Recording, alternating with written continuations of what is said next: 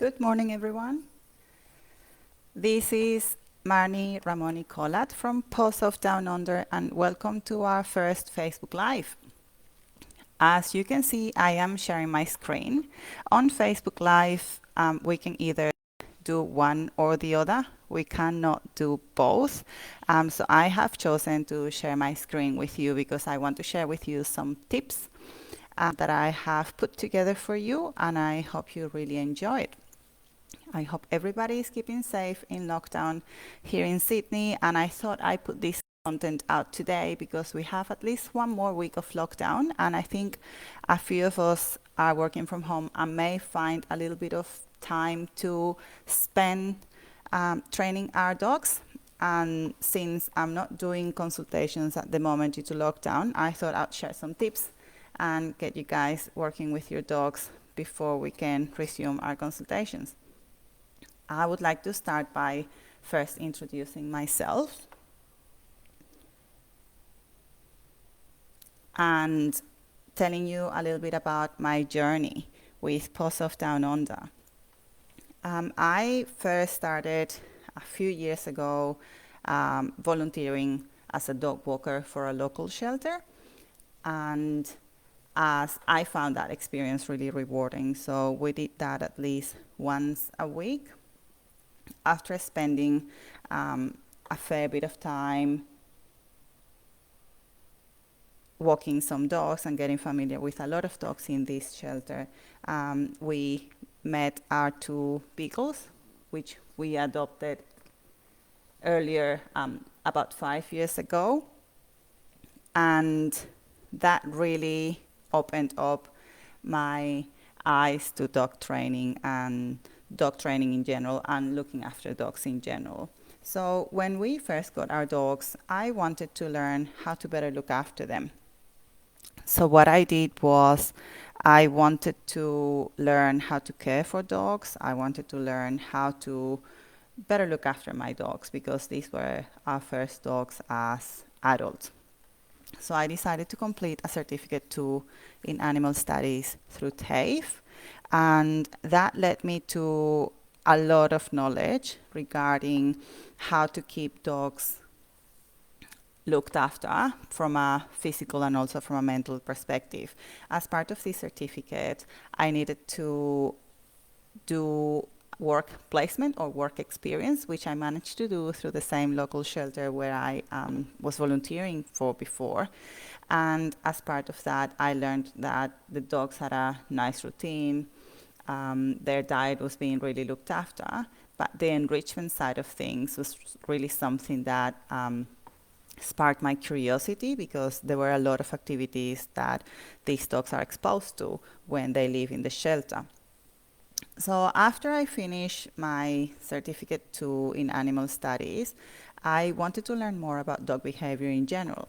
At the same time, I was having a few behavioral issues with my own dogs where they were displaying a few behaviors that were cause of concern for me. Things like pulling on the leash, things like inappropriate elimination when left alone at home.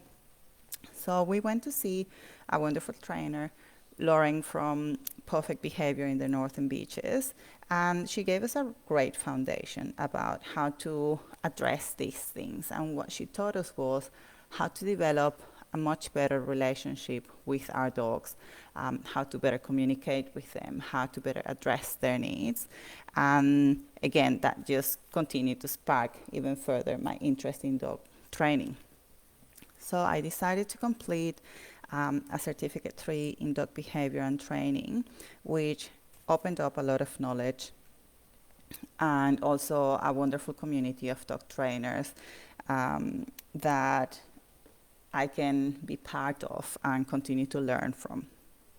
Through the journey of the Certificate 3 in Dog Behavior and Training, I also continue to work with my dogs, and I continue to train them and teach them about independence, impulse control, obedience, leash manners, tricks, you name it. Which leads me to the content of this post, which is recently I reached out to my local community pages and I asked the members what was their biggest struggle that they were facing with their dogs. And it turns out that pulling on the leash combined with leash reactivity was a common struggle that a lot of members of the local community were facing or are facing. And I can see that when I take my dogs for a walk in our local area and our local parklands, I can see dogs quickly reacting to my dogs. I can see people struggling to maintain their dogs, focus on them, and their dogs in turn actually react to my dogs or react to other people or kids on bikes or kids on skateboards, etc. So I did experience this with both my beagles, one of them more than the other, and I understand how frustrating it gets when a dog pulls on the leash or barks at other dogs and does everything but listen to what we're trying to get them to do. And I learned how to address this. And what I learned was that a lot of the leash pulling and leash reactivity actually happens out of insecurity from a dog.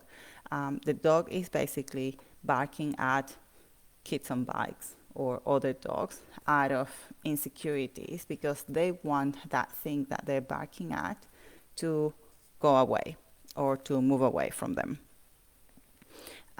Now that we know that is potentially, or in most cases, the root cause of the problem, we can start addressing that problem. Now, the first tip that I want to share with you on this video is all about effective communication. If we have an effective communication system with our dogs, that means we can tell them and communicate with them in a way that they can understand. Remember that we need to teach our dogs how to understand each other because they are more in tune with our body language, but they're not that interested in what we have to say. So if we teach our dogs that our words actually have certain meaning to them, then we can have a foundation to then understand how behavior works and actually make behavior happen or make behavior go away. So if we start by having 3 main terms to communicate with our dogs, that would be a great start. So I use yes, which I have on the screen, as my reward marker. This means basically that my dog will get a treat every time I say yes. And when I say a treat, I mean a really good, tasty treat, like the meat of roast chicken, or an egg omelette, or potentially a little bit of sausage. I'm not talking about boring kibble or supermarket bought treats like schmackos. Those are not attractive enough for the dog to work and to understand what yes means. Whenever we use yes, we use it to help increase the behavior that we want to see more of in our dogs. So for example, if my dog sits before they get patted, then I say yes before I give them a pat because I want them to know that's the right thing and that's what I want them to do. Now, nope is another word that we use and is essentially our non-reward marker. That's it. It means that our dog's not getting a treat. It means our dog is not getting probably our attention. This helps decrease the unwanted behavior. Some people may combine the nope with a leash pop, and that is also used when the dog needs it. And the last marker that I want to talk to you about is good boy or good girl or good dog, which is what I call my duration marker. This is purely verbal praise. It's to tell the dog, yep, good job, keep doing what you're doing. It may be followed by gentle patting, but don't overdo it. And this will help us build duration of a wanted behavior. So for example, I ask my dog to sit, they sit, I say, good boy, good girl, and they need to maintain position until I release them. There are more cues that people use in communication, like a release cue, which is what I just mentioned, or different condition markers. But for now, I would like to keep it simple. And if you can start with these 3, that'll get us there. Now, the second tip that I want to share with you is about loose leash walking. So in nature, there are no leashes, there are no doors, there are no thresholds. A lot of the environment that our dogs live in is actually man-made, right?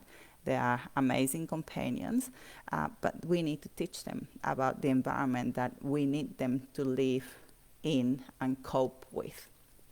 So walking on a loose leash is something that no dog knows how to do because it doesn't exist in nature. So we do need to teach that skill. It is a learned skill, and we need to invest the time to teach our dogs how to walk on a loose leash.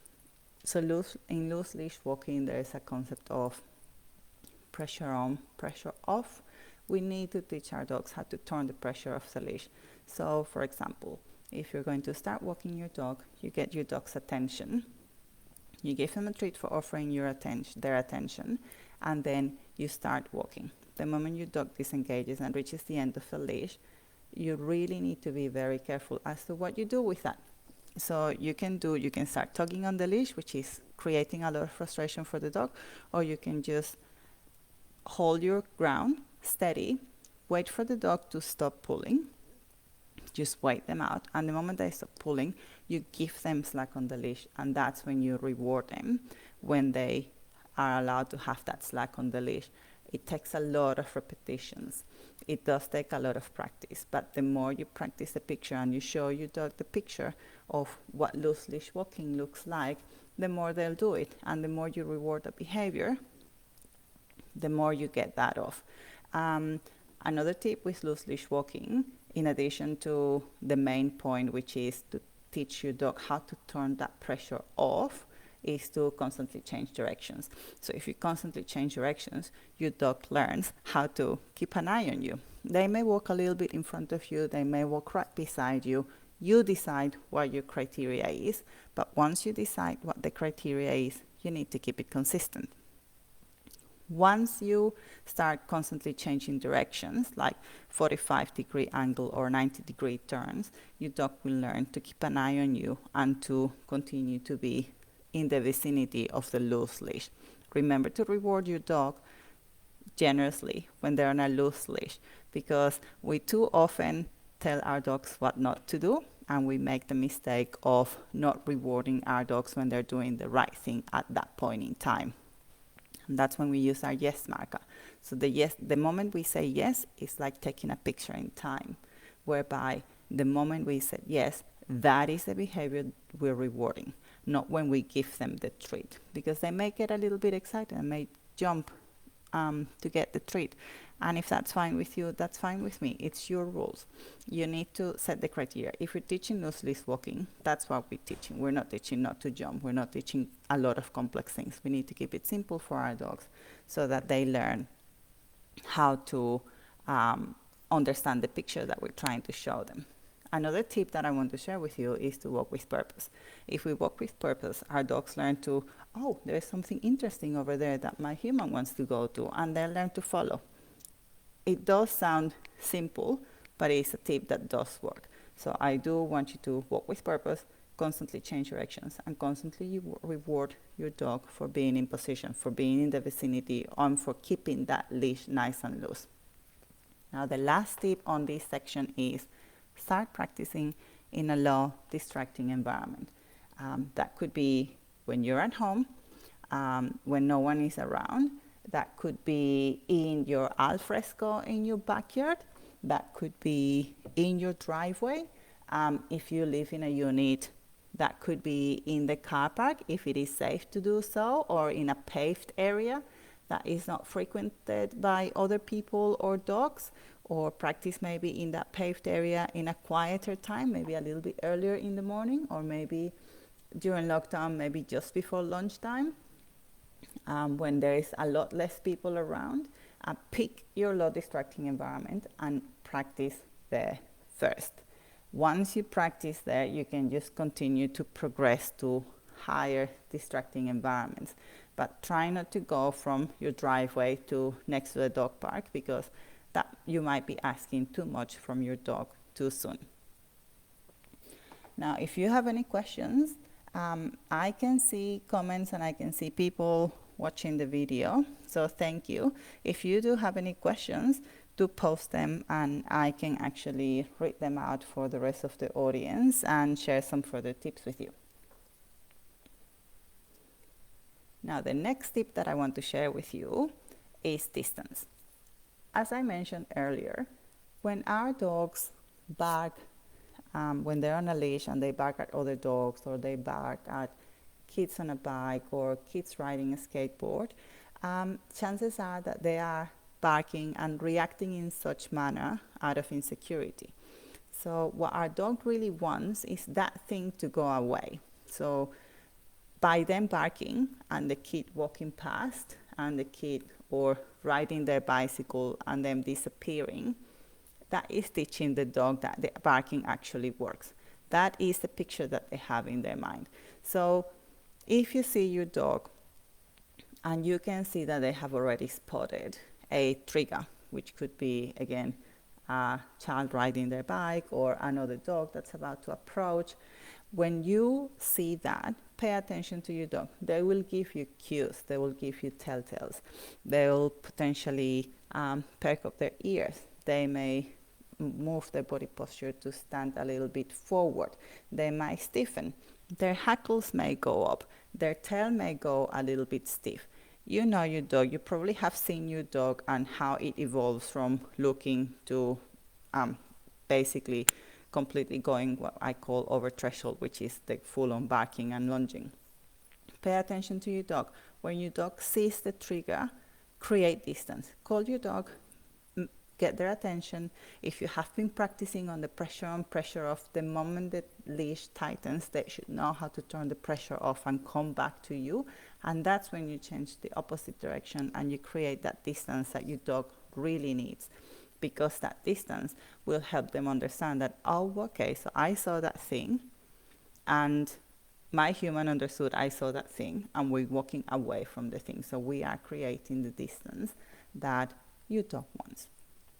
And the moment you start turning away from the trigger, that's when you reward your dog generously for following your lead and for allowing you to work with your dog to create that distance that they really want.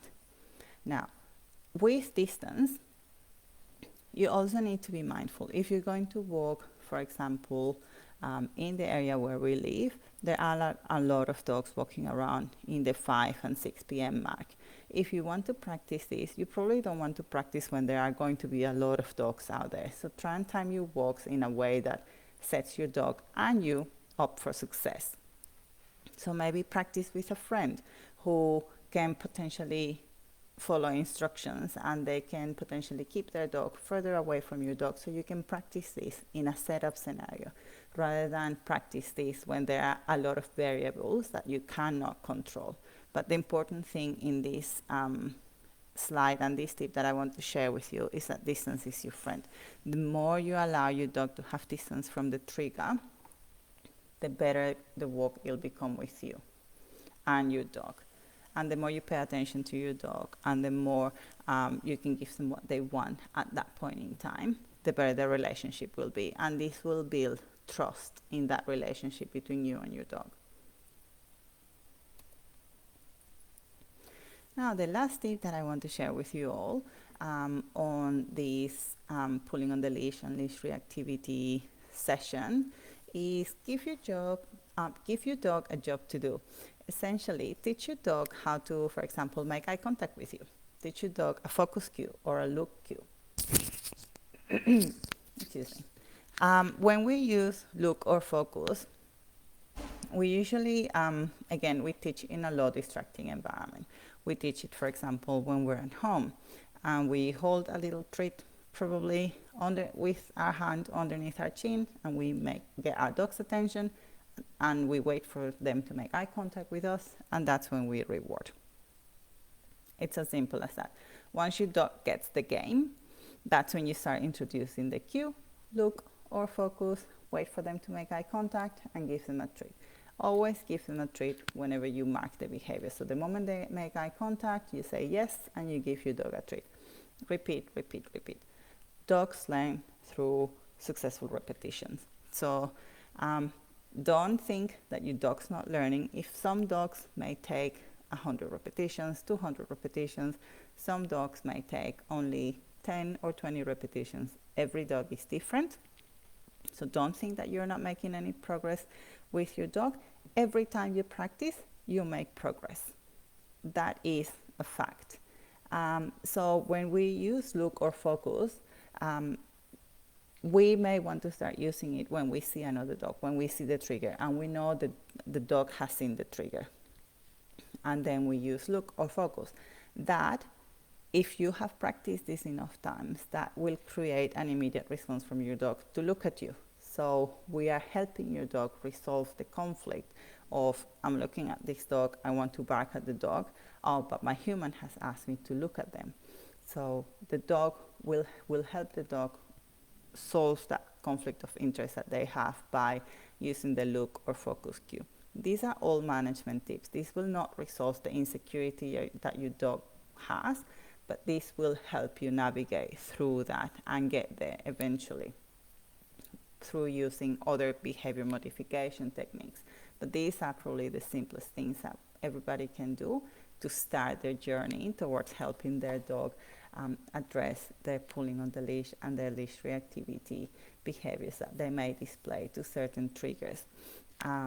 Again, if you give your dog a job to do, they can then choose to look at you and make much better choices rather than lunging and barking at the dog or whatever the trigger might be that is causing them discomfort and causing them to bark out of insecurity.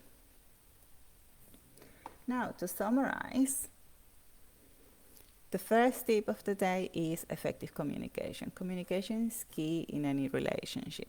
Pick the words that you want to use. If you want to use good boy as your reward marker, that's fine with me. You can use pizza. The dog doesn't really care what you pick. The dog cares about you being consistent with whatever terminology you pick.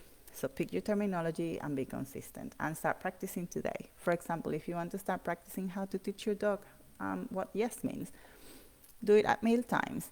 Dinner time, if your dog's fed kibble, teach them what yes means and mix it up with some tasty treats like roast chicken. And then you sit there, hand feed your dog, you say yes, you give a piece of kibble. You say yes, you give a piece of roast chicken, and so on and so forth. That'll give you about 30, 50 repetitions maybe. That's a great start. And you can do that a few times a day or a few times a week, and your dog will really quickly learn what yes means. The second tip of today is teach your dog what loose leash walking actually is and how it works. Show them the picture and reward them whenever they are walking on a nice loose leash. You do need to spend the time practicing this. As I mentioned, lots of repetitions. Some dogs will need more repetitions than others. Try and look at your dog and continue to practice with them. Every time you practice, you make progress. The third tip is distance. Distance is your friend. If your dog looks at a trigger and you know they're going to bark at it, don't wait for them to bark and react to that trigger. Create that distance. Call your dog, change direction, and reward him for moving with you. They will thank you and continue to build their trust in you for it. And the fourth tip of today is give your dog a job to do by asking your dog to look at you whenever there is another walk talking past, and for example you don't have an escape route. Say you have to go around that bend and you have to wait for that dog to walk past before you actually go past. Give your dog a job to do, ask them to look at you and focus on you, and reward them generously. When I say generously, it's constantly say yes, yes, yes, and reward, reward, reward as that dog walks past, and then you can move on and resume your walk. And I just want to say thank you all for watching. If you have any comments, leave them on this post. I will review them after the live. If you liked the tips that I shared with you today, share with your friends and family. And if you have any further questions, don't hesitate to contact me. And have a great day. Thank you for watching, everyone.